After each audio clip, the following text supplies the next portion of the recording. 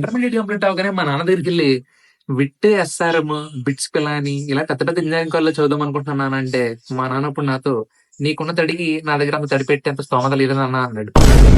ఆ తర్వాత తిరిగి ఆలోచిస్తే నాకు కూడా అదే అనిపించింది. అప్పుడు మనం చదివే చదువుకి అంత పెద్ద ఇంజినీరింగ్ కాలేజ్ బొక్క. సర్లే ఇదంతా కాదని చెప్పి ఎంసెట్ రాసి ఏదో ఒక టైర్ 3 ఇంజినీరింగ్ కాలేజ్ కొట్టేసాం. సూపర్! అది కూడా సిఎస్‌సి.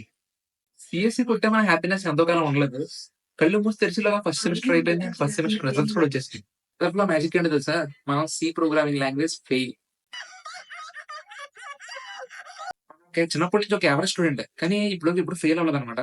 ఒక్కొక్కసారి నువ్వు సబ్జెక్ట్ ఫెయిల్ అనేసరికి నా మైండ్ ఏం పని చేయలేదు. కానీ నా చుట్టూ ఉన్నోళ్ళందరూ "ఏదైనా బ్యాక్‌లాగ్ అంటార్రా ఏముండదు 4 సంవత్సరాలు ఎప్పుడన్నా తీసుకొచ్చి" అని చెప్తారు. ఆడి మాటలు విన్నామంటే చెప్తున్నాను తమ్ముడు సంకనాగిపోతాం. అయిపోతాం. నీ బతికైపోయింది. నీకు కుక్క చెక్కేత్తారులే ఈ రోజంతా. అలా సి ఫెయిల్ అయిపోయాను నేను. ఇప్పుడు కంపెనీలో ఇంటర్న్‌గా చేస్తున్నాను. అది కూడా యూజింగ్ జావా. ట్రైనింగ్ తీసుకుంటున్నాను. సో, నేను చేసేది చిన్న కంపెనీయా, పెద్ద కంపెనీయా పక్కన పెడితే ఒక సి అనే లాంగ్వేజ్ నుంచి ఫెయిల్ అయిపోయిన నేను టఫెస్ట్ లాంగ్వేజ్ అయిన జావా దాకా వచ్చాను. సో, నా ఈ ప్రాసెస్‌ని ఎక్స్‌ప్లెయిన్ చేద్దామని చెప్పి ఈ చిన్న వీడియో ట్రై చేశాను. So, hi my name is Kumar Raja. I computer science engineering graduate 2025 passed out. So, నేనిప్పుడు ఒక సమ్ ఎక్స్ కంపెనీలో ఒక back end developer or whatever you call ఒక ఇంటర్న్ ట్రైనీగా పనిచేస్తున్నాను. ఇంకా ఇంజినీరింగ్ లో ప్రతి స్టూడెంట్ కి ఉండే one of the main thing ఏంటో తెలుసా? The doubt. ఈ రోజు సి స్టార్ట్ చేస్తావు, ఒక వారం అది చూస్తావు, తర్వాత వెంటనే పైథాన్ లో షిఫ్ట్ అవుతావు, మళ్ళీ పైథాన్ ఒక వారం చూస్తావు, మళ్ళీ వెంటనే జావాలో షిఫ్ట్ అవుతావు, మళ్ళీ C plus plus some other thing shift అయిపోతావు. మార్చొద్దు, ఏదో ఒక దాని మీద కన్సిస్టెంట్ గా ఉండు. ఒక వారమా 10 రోజులా కాదు, కనీసం ఒక 2-3 నెలలు ఒక లాంగ్వేజ్ తోనే ఉండు. స్టార్టింగ్ లో రమ్మంటే రాదు, కష్టంగానే ఉంటది. కొంచెం అలవాటు చేసుకో, ఒక 3 నెలలు దాని టైం, దాంతోనే ప్రయాణించు. నీకు రాపోయినా వచ్చినా సరే వచ్చేదాన్ని రాస్తా ఉండి బట్టి పడతావు, ఏదో చేత ఏదో వచ్చి కన్సిస్టెంట్ గా అలా ఒక దాని మీద ఉండు. ఇందులో జరిగే ప్లేస్మెంట్స్ కి బయట ప్లేస్మెంట్స్ కి చాలా డిఫరెన్స్ ఉంటది. మీ కాలేజ్ చాలా ఈజీగా ఉంటది. మీరు పెద్ద పెద్ద చేసేసి పెద్ద పెద్ద ఏదో చేసేయాల్సిన పని లేదు. పైగా మీరు ఏదైనా ఇంకా పెద్ద ఇంజనీరింగ్ కాలేజ్ ఉన్నారనుకో ఇంకా చాలా ఈజీ ఉంటది. చెప్తున్నాను, మా ఫ్రెండ్ నేను యూనివర్సిటీ పేరు చెప్పను, ఒక ఎక్స్ యూనివర్సిటీ ఉంది. అందులో వాడు ఒక కంపెనీ 6 ఎల్పీకి ఏం ప్రోగ్రామ్ అడిగాడు తెలుసా?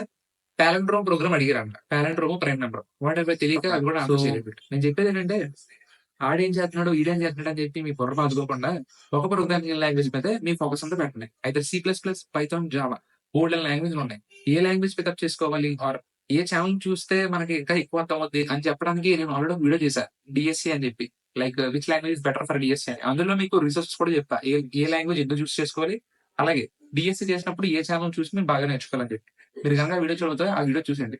సో ఇలా సీకెళ్ళిన నేను ఇప్పుడు జావా నేర్చుకుని ఇక్కడ దాకా రాగలిగాను కదా! సో మీరు ఎందుకు అలా చెప్పండి? ఎవరైనా చేయొచ్చు. జస్ట్ ఫోకస్ అంతే. చెప్తున్నాను, 1 month of consistency will keep you 6 years ahead. అర్థమైందా? జస్ట్ ఒక 1 మంత్ కన్సిస్టెంట్‌గా చేయండి. మీకు రాకపోయినా సరే దాంతోనే కూర్చోండి. ఆటోమేటిక్‌గా అయిపోద్ది. సో నేను ఫెయిల్ అయిపోయానని చెప్పి ఏదో బాధపడిపోయి అలా అయిపోవాల్సిన పని లేదు. ఫెయిల్ అయిపోయినోళ్ళు చాలా మంది సక్సెస్ అయ్యారన్నమాట. సో జస్ట్ ఫెయిల్ అయ్యామంతే. మళ్ళీ సప్లీ కట్టండి, మళ్ళీ రాయండి. అండ్ నెక్స్ట్ టైమ్ రాసిన మాత్రం అవ్వకుండా ట్రై చేయండి. థియరిటికల్‌గా కాదు, టెక్నికల్ గా నేర్చుకోండి. ప్రోగ్రామ్స్ చేయండి, డిఎస్సీ చేయండి. నేను జావా నేర్చుకున్నప్పుడు అయితే దాంతోనే కూర్చుని సార్. అర్థమైనా అర్థం అవ్వకపోయినా సరే అలా కూర్చుని ఉండేవాడిని అంతే. పట్టి ఉండి పేపర్ తీసి పైనుంచి కిందాక రాసేవాడిని. At some point of time ఒక 1 మంత్ 2 మంత్స్ ఎప్పుడో అర్థమైంది.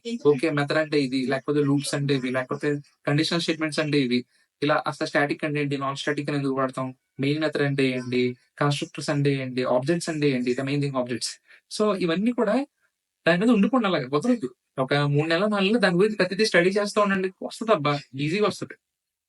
అసలు డైలీ గ్రైండ్ చేస్తూనే ఉండండి. ఆటోమేటిక్‌గా అది సక్సెస్ వస్తుంది. ఆటోమేటిక్‌గా మీకు అర్థమవుతుంది. సో మరింత టెక్ రిలేటెడ్ కంటెంట్ కోసం రాజా క్వెషన్ ఛానెల్‌ని ఫాలో చేయండి. అండ్ అలాగే సబ్స్క్రైబ్ చేసుకోండి.